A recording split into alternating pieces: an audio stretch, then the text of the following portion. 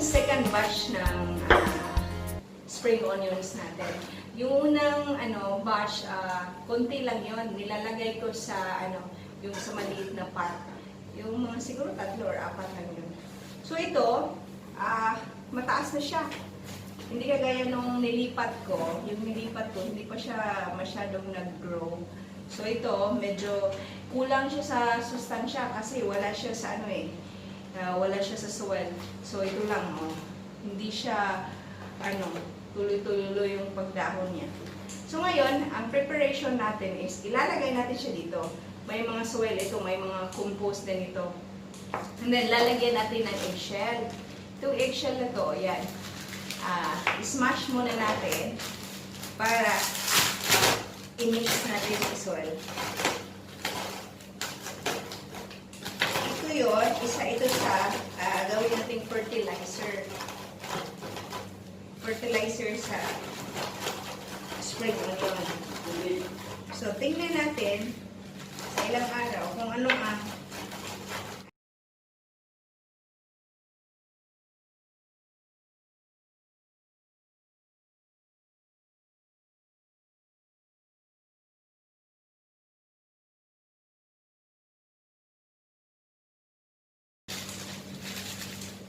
So, ito na, smash na siya. So, mamaya ilalagay natin dito. So, ito, lilipat natin. Yan.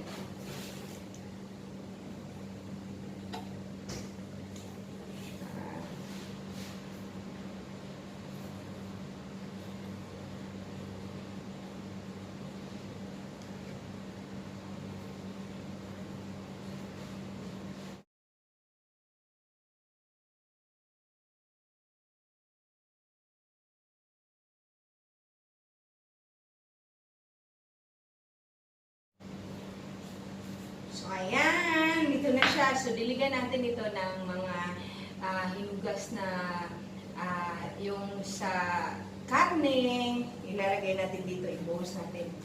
So, ito ngayon, ilalagay ko itong smash na Pain na. Yung fry.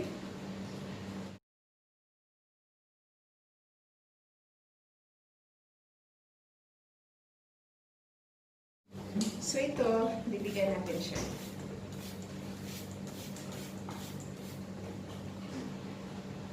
Ito naman, ang hinugas ng karne. Yung niya, pagkatapos ko naghugas ng meat dito, ayan, nilalagay ko siya dito. So, yan ang gamitin natin na panilig. So, may sustansya siya para, siya magkaroon ng vitamins and minerals.